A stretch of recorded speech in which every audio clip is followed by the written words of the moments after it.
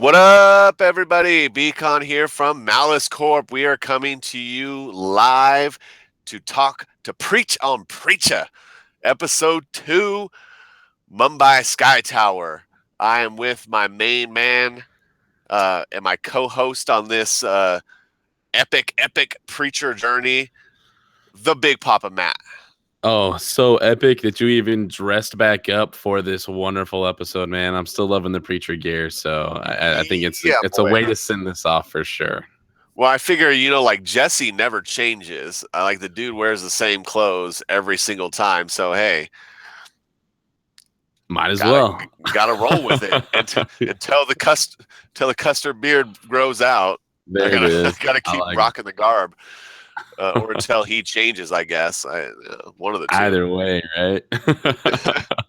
So Oh we man. are going to the purpose of this episode is really just to talk episode 2, Mumbai Sky Tower. We did a show last night talking about episode 1, which is on the road.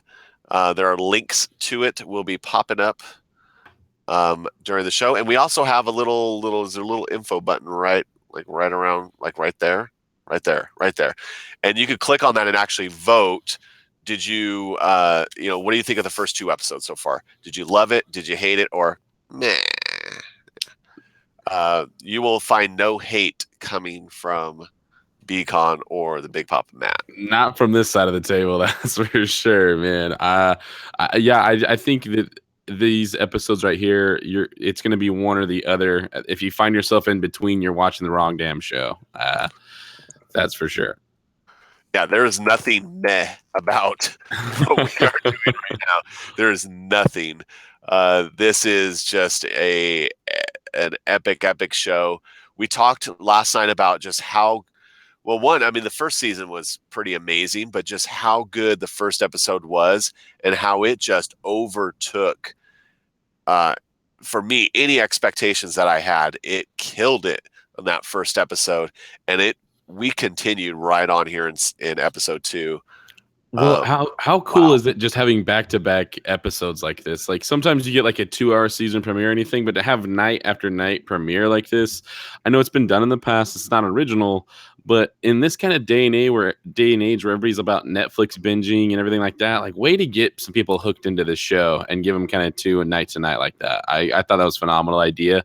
And once again, that icon up in this top corner right here for you. Say hi to that little icon right there. Tickle it for you just like I did. Yeah, absolutely. I'm about to vote myself because, hey, Yeah. yeah, and I believe it. It should stay open. So, even if you're watching this later, you can love it. We're at 100% love, so it's all 100%. love coming from us. I like it. So obviously this episode, I mean, it kicked us off right where last episode finished off, right? Where we've got the cowboy, the saint of killers walking down. It's that epic scene. He's pulling out that big old bloody gun of his, just ready to hand cannon someone's face off. And more than likely it was going to be Jesse's face. And then bang, axle grease truck. Alonzo's axle grease. Yeah, Alonzo's axle grease to the rescue. Jesse definitely needs to invest in Alonzo's axle grease after that save move. Right? Absolutely. And then yeah. And then of course all the Texans are coming out with their guns. Only in Texas. Only in Texas do you stay at a hotel with gun aficionados. Right. And the Big Papa Matt knows this. I mean, he knows this for a fact. Absolutely. There's a gun show, whether it's at Fort Worth or in Dallas, like every couple of months, man. It's at least once a month. There's always a show. Louisville, Fort Worth, there's always some kind of gun show going on. So always plenty of people packed and ready. And here's the other crazy thing, right? Like, I don't think it could have been a better thing, because even if like Jesse hit up the cops or the state troopers or anything, those gun aficionados were better armed and more, right? And it had more firepower than anybody could have asked for in their pajamas, locked, loaded, ready to go. Yeah, and I love the chick. With like the grenade launcher in her pink robe. She's got just So good, man. They're just the over the top action of this show. It really just it harkens back to that kind of band apart style filmmaking with Robert Rodriguez, with Quentin Tarantino, that kind of just over the top, wonderful action, and I love it. I just am loving every second of these last two episodes. Yeah, absolutely, absolutely. And I mean, they're just building and building on top of each other. The action in this episode was fantastic. And one of the things we talked about last night was just how well balanced um, the first episode was, and it continued with this one. We had a good dose of action. We had a little bit of the romance again. We had a ton of just amazing moments with Cassidy. I mean, how fun is this character, right? Like who doesn't want to take over this character of Cassidy? I would love to see the lines of people that lined up outside the doors for the casting on this character, because he's just gold. He is gold every time he hits the screen. So good. So good. So good.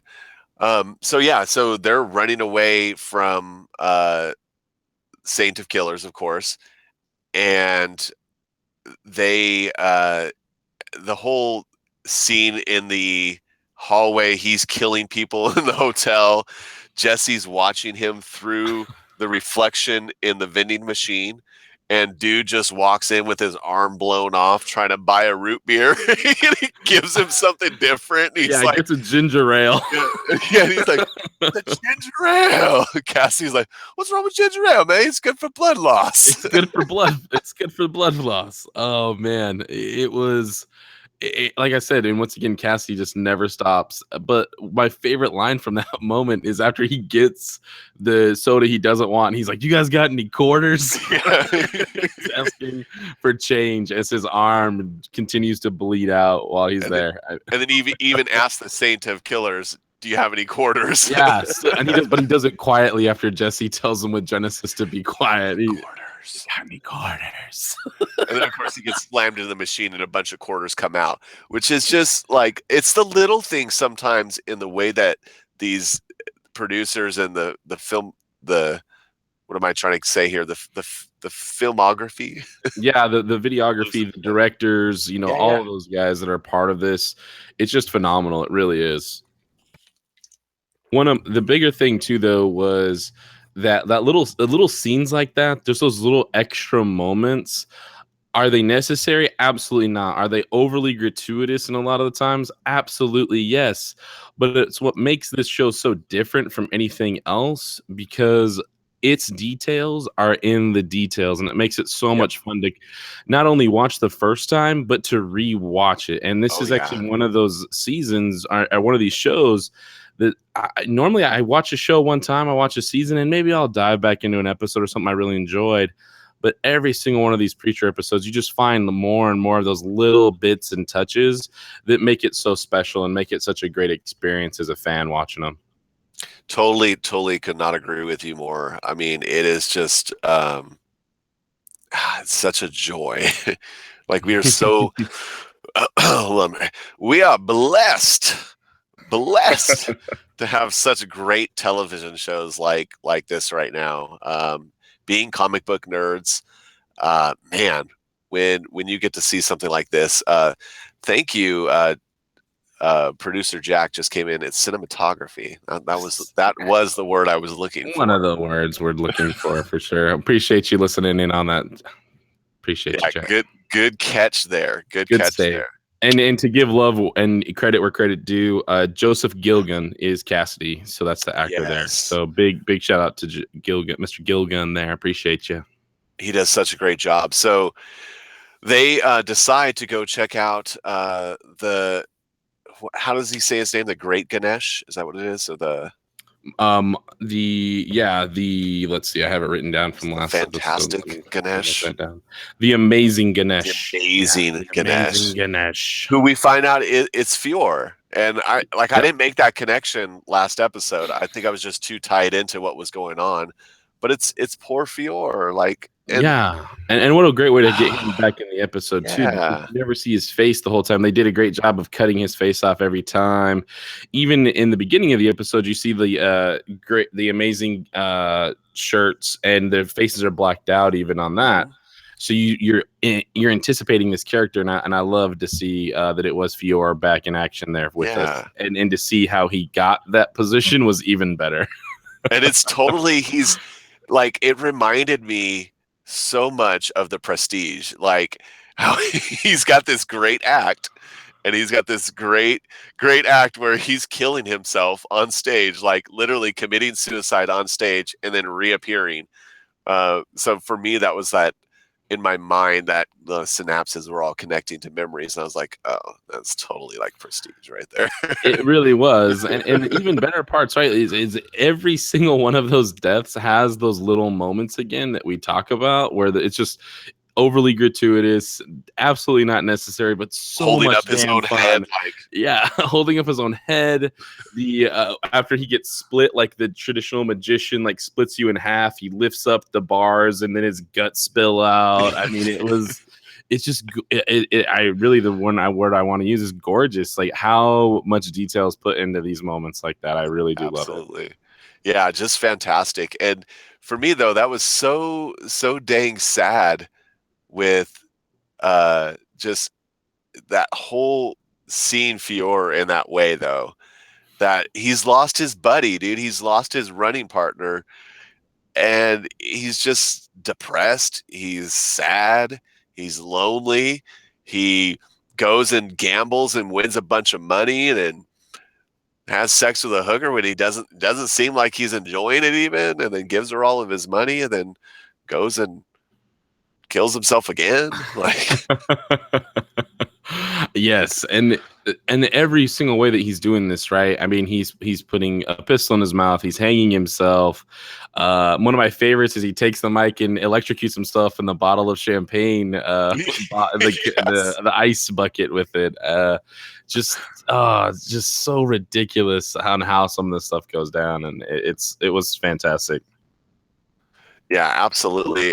We got Super Hooven Freak joined us on the chat channel. What's up? Hey. What's up? Just the boys on this one. Maybe next week. I think next week she's going to jump in and join us, actually. So that'll be good to have a third person to talk about, because, man, it's so damn good. And we even had a great little pun that was made. You know, I said gorgeous, but even better, the gore, just a view of that. So it makes that nice as well. So one of my favorite parts though, and we missed it real fast, is when they're at the gas station. Cassidy's listing off the 3 possible things that this saint of killers could be. Yes. And he says it's obviously it's Terminator, because it's sent back in the past to kill us, or Terminator 2, yeah, once again to kill us, or a Nazgul from Lord of the Rings. Very great. yes. I may have nerded out right then and there. Like, that is so fantastic. I love the Nazgul call out. Like, no one gives Lord of the Rings any kind of good credit, but way to have a Nazgul pull out for that one for sure. Yeah. And so right after that though, they is it right around that time they find out that and man, I'm so terrible with my names tonight. Ansville. Yeah, we get Ansville. We see that on the news. It was destroyed, so they find that out on the news. Yeah, that happened before when they left the original. Yeah. Original place. So yeah, you get that. So obviously Tulip's sad. Her the last member of her family is now gone. She has no family left. And that really what brings this connection between her and Jesse at the hotel where the amazing Ganesh is, where Jesse proposes to her and says, this sappy line about, you've lost all your family, but you still have me, and I'll be worst marriage proposal ever. He even catches a slap. Then he got bitch slapped. You got bitch slap for sure. And the other nice thing about this is we had one of these moments that was really nice in season 1 as well, where we really get to see Tulip's humanity. She's so hard on the outside, and to kind of get her ooey gooey soft caramel center there in a very early episode in this season was really nice to see as well, to let her stretch out and see her range, because Tulip is one of those just great characters with a lot of depth, and it's nice to see that dive in as well, which is really cool. I agree, because I'll be brutally honest. I didn't love her in the first season. I liked the flashback kind of views of, and I think that's when I started to really like her, is when they did the flashback view of them robbing the bank. Absolutely. And you know, you see what happened to them, and then the moment where it's her uncle, isn't it? Yeah, it's her Yeah, uncle, I believe. where Yeah. she's helping her drunk uncle. Like, those are the moments that where I started to care about her as a character.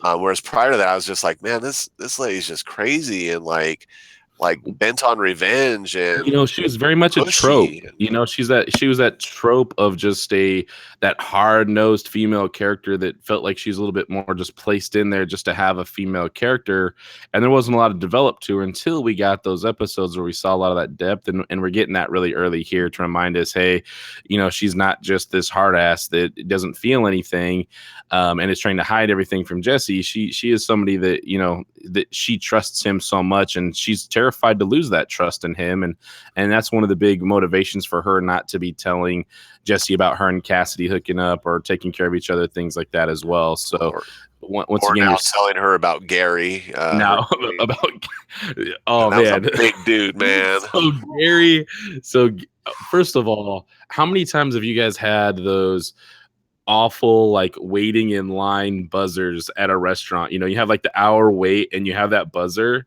and the whole time you're holding on to it. I mean, if you guys haven't had this moment, I guess I'm the crazy one here, where if someone just looks at me wrong, I would swing that at somebody and try to kill them with it.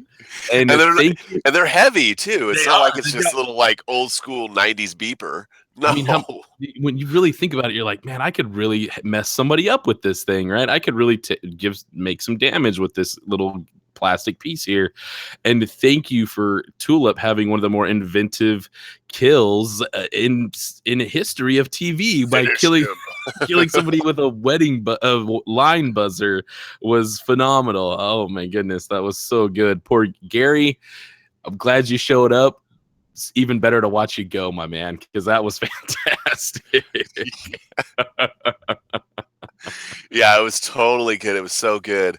Some things they find out when obviously they meet up with Ganesh, Fior, aka Ganesh. Absolutely. Is that Genesis is how the Saint of Killers is tracking them, which is what we were putting two and two together. That's what was going on in last night's episode that we talked about.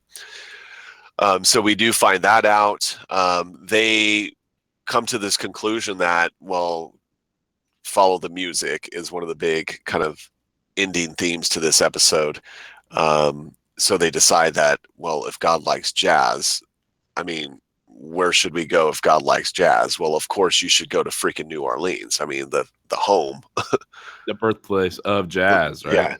Yeah. Why not go to where it all started? So, and we find out a connection there that from when Gary has his encounter with Tulip, that Gary's from Louisiana, because she makes a comment about Louisiana. So there's Nolans for all the people out there. Nolans. And that is kind of cool. Once again, we're seeing a little bit more of her past coming in. And last episode we were talking about it last night, where things we're kind of looking forward to in this season, and both of us, we didn't really talk about the Tulip's past and where she was this whole time before going back to Anvil. This could be something really cool to see where she's been at this whole time in the South, the dirty South, as they like to call it there. Dirty. So it'll be I think that's actually pretty exciting for me to kind of see where that's going to go. Yeah, absolutely. It's cool I'm excited to see what this road trip really looks like now that they're going to be leaving Texas, and making that journey. in the trip. So not that there's anything wrong with Preacher in Texas, but it's kind of cool to see like how is this going to look in that setting, you know, in that Cajun setting. Who knows what's going to happen. There are the preview does show some new stuff happening. It does show it appears like there are others that also now know that God is missing and that are on the hunt for him. These like ninja looking dudes all dressed in white. So that's an interesting little plot line with what could happen. Another little thing, like Eugene got brought up in this episode finally. So Ars didn't make his appearance, but he was mentioned by Fior. Yep. So man, we're still looking forward to seeing how's that all going to play out. I know that there's a casting for Hitler, so eventually we're going to get to see how does that play out. Does Eugene make friends with Hitler? I don't know. Makes friends in hell with Hitler. Holy cow! Right? That's going to be interesting. I you know, and it's just, there were so many great moments once again in this episode. Some of my favorites I actually wrote down though were Fior as Ganesh. A little kid comes in, a little terminally ill kid comes in, and he's like, Ganesh, tell me how do you escape death? How do you always come back from death? And he just pats him on the head and says, sorry, little buddy, I can't give up my secret. And the disappointment on that child's face after that moment, like, I'm dying, just tell me, help me out, man, I'm dying. Would have been awesome if he was just like, I'm an angel, I just regenerate. I mean, right, if he just whispered something in his ear, that would have been hilarious too. But the fact that he just completely disappoints him makes it even better. Just to kind of, I don't care about you, kid. I love that. But he also almost explains it afterwards, because he said, like, I don't care about this place anymore. I don't care about anything. And so he really does appear like he just doesn't give a damn anymore. Absolutely. Hey, we got Nightblood in the chat. Right up, Nightblood. Good to see you. Yeah, absolutely. Nightblood jumped on iZombie one last week, so right on. Glad to have you come on here. All right, hopefully you're a Preacher fan. If you are, great. If you're not, jump into it. No better time than now to get caught up. There's only 10 episodes for season 1. You're only 2 into season 2. Yeah. There is a little button up there that you can vote whether you like, love, or meh with the first 2 episodes so far. What else did you love about this episode? Because I think we've covered kind of the breakdown of what's happened. Well, I guess let's get to the very end real quick. Yeah. So the very end is oh no, we missed the whole cast. Oh God, how could we miss this? So Cassidy is trying to get Fior to call off the hit, and in so doing, he goes up to his hotel room and has just a plethora of drugs laid out, and so they do a bunch of speedball. Well, and so here's the best part of that scene though, because before it all gets into the drugs and everything, it's Cassidy walks in and he has a full apron on and blow torches and masks, and it's like, let's get to it, right? So you think he's going to torture him, but not kill him to try to get the information out of him.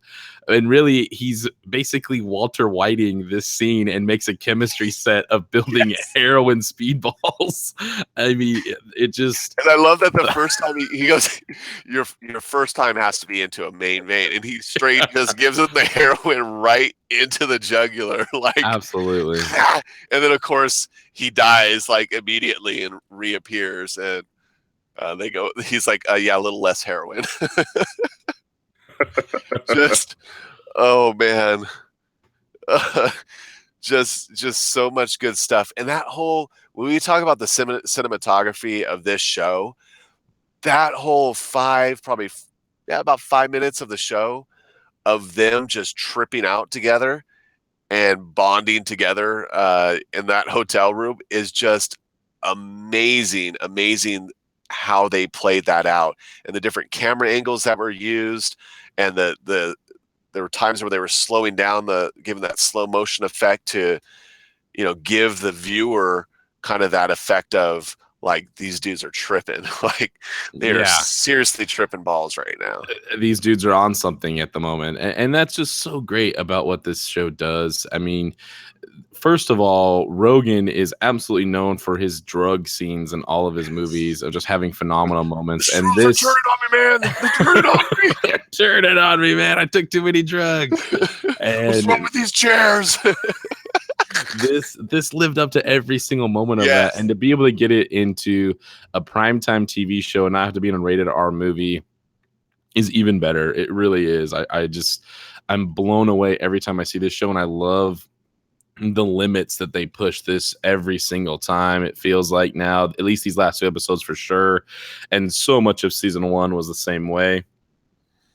But in that scene, though, they bring up the ultimate nerd question of Archie comics, man. Betty or Veronica? Which one are you going with? Yes. Who you going with, BCON? Who's your gal, Archie comics style? Both. That's like, but that's like asking like Gilligan's Island, like Ginger Marianne. I mean, like, I don't know that you could go wrong with either one. I mean, I am a Marianne girl guy, but that's a whole other. Well, it's the whole conversation, right? Blonde or brunette? Like, which way you going? That's that's it. Yeah, you can never go wrong with either. No, I agree, but it was just it's fun to see once again those little moments like that, right? Like, what is talking Archie comics, Betty or Veronica have to do with anything besides a male bonding moment to try and call off a killer saint that you brought back to hunt down a guy and his buddies, right? So why not have that moment together? Yeah, absolutely. Just to check in on our poll real quick, we have 4 love it, and we do have 1 meh. So there is that. So that's okay. Hey, keep watching. It'll get better. I mean, if you, I would say too. Now, I would venture to say whoever dropped the meh maybe they are a true Preacher fan, straight from the comics. And if that's the case, then I can understand that. I can absolutely understand that. But from just a straight, just directing, casting, cinematography, man, I don't know how you can go wrong with these 2 episodes. If you just treat it as this is a television show that is based on a comic, and it doesn't have to be true to the comic, and which is crazy because how much I defend like Arrow and Flash, and I'm like, oh, it's got to be like canon. It's got to be canon. So I get it. I totally get it if that's the reason, but I think that, to me, that's the only reason it could be, because these are just so well done. And I'm in love with this show. I mean, it's just, to get 2 episodes back to back is just phenomenal. Yeah, I don't know what to do with the rest of my week. And that's the thing that sucks right now, is now I have to wait till next Monday to get another episode. They gave us this great, and those those dirty jerks, right? Where it's one of those things where the first taste was free. They got us hooked, and now, like a bunch of addicts, we're gonna be waiting around for a week, scratching ourselves, waiting for more Preachers. So yeah, dude.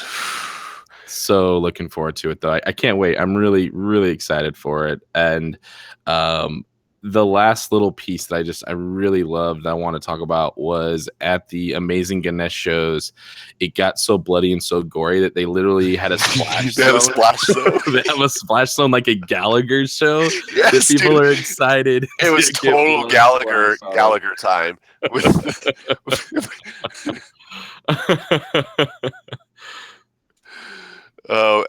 have a new poll up. And we have a new poll up. So if you're watching, we do have Betty versus Veronica. So let your nerd voice be heard. Betty or Veronica, let us know. Okay. Yeah, you guys can go in there and you'll see it. It'll talk about what do you think of the episode, and you can scroll in and it'll give you a Betty Veronica vote. So yes, get at that as well. The ultimate nerd question of comic book fans out there: Betty or Veronica? I love it. I know where I'm going. I know where I just put my vote in, so I know which way I'm headed for that. Veronica all the way. I will reveal my pick before the end of the show. Okay. There we go. Holding it on. Hold on for the end. Way to go. Yeah. BCON. You gotta have a hook to it. They're gonna keep you waiting. So the very, very end is so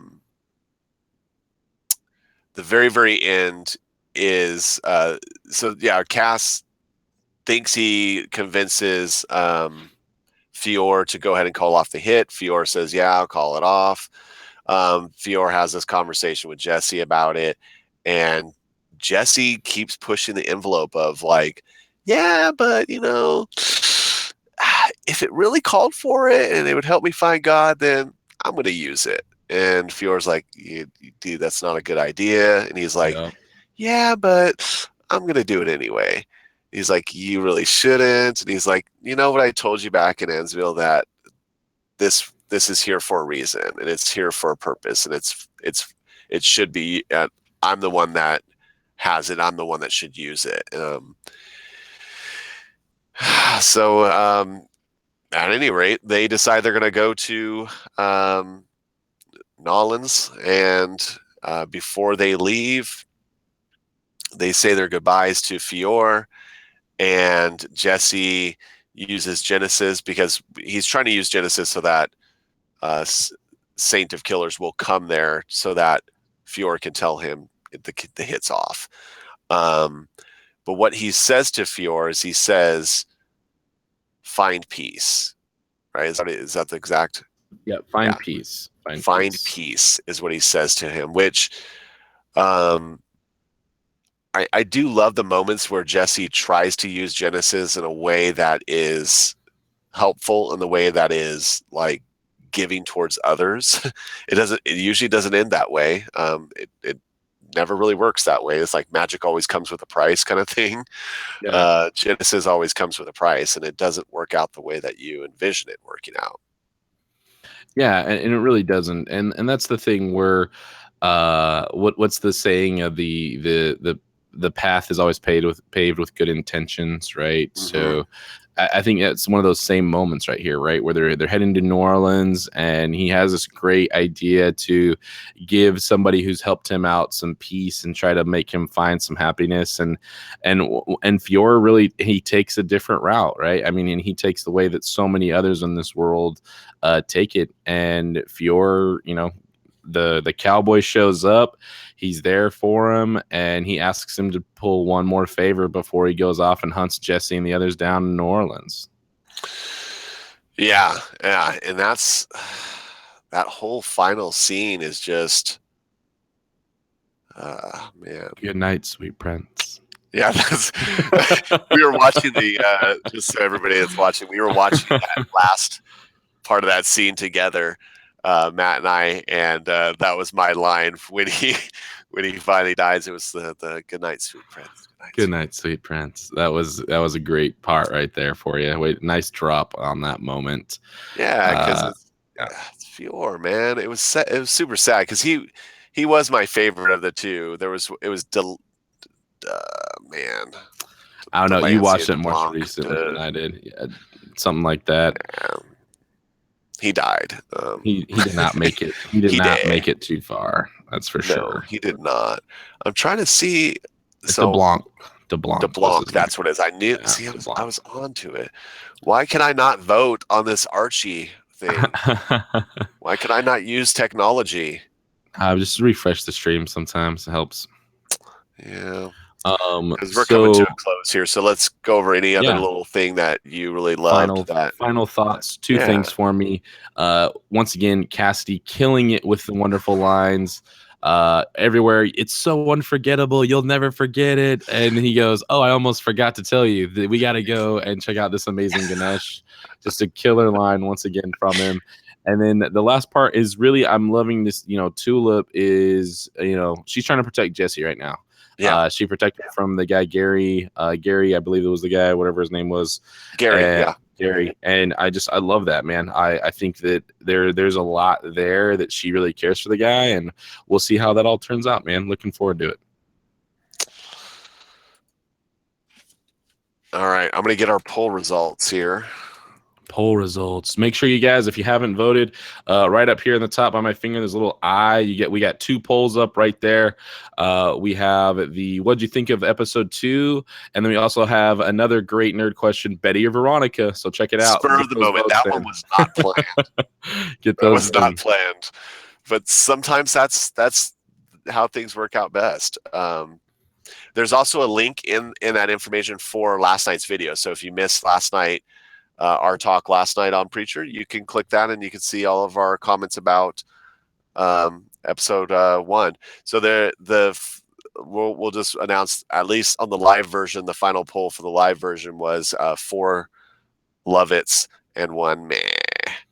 And we're waiting on the Archie poll. Pulling up the results right now, like Drummel. Oh, 3 for Veronica. 3 for Veronica. Yeah, I love a brunette.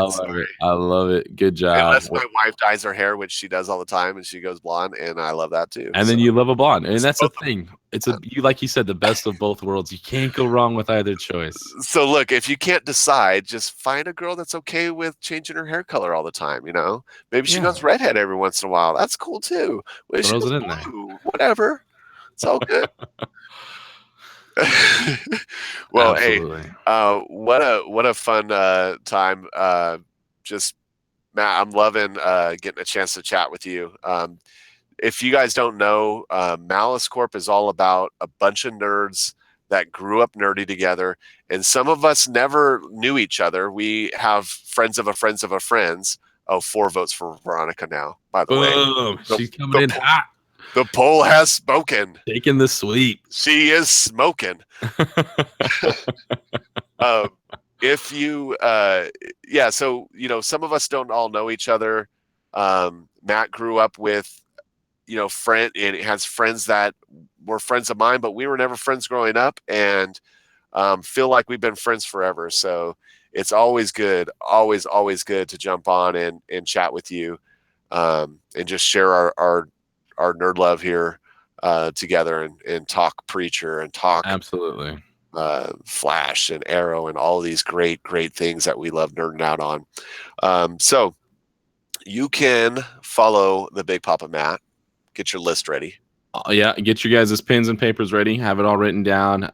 So the Big Papa Matt at malice-corp.com, where you can find all of us and all of our amazing articles with all of our great friends and family that we write for on the website.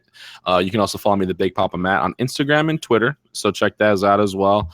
But also a big thanks to all of you guys in the chat channel that have been coming, diving in, diving out, voting for us. We really appreciate it, man, because that's what this has really been about, is just building a community. And it's starting a person by person, man. Make sure you're telling your friends, your family all about us. You can also hit up my new podcast as well. We have episode 5 just posting tonight at the Nerd Mosh Pit as well on the website. It's part of our Malice Corp family of brands of podcasts.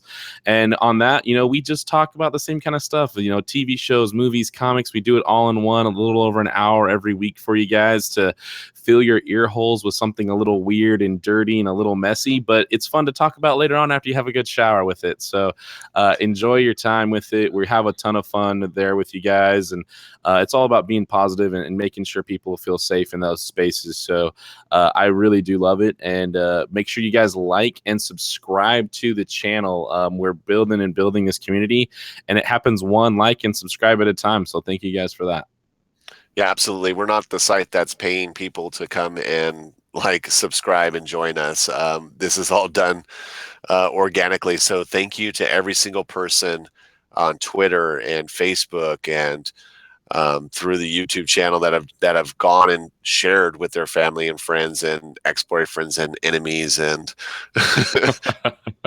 cats. We talked about cats watching a YouTube channel. That's cool too, man. Whatever. We really do appreciate it. We love doing this for you guys, and we love doing this together as a nerd community. So you can follow me at BCON_MaliceCorp.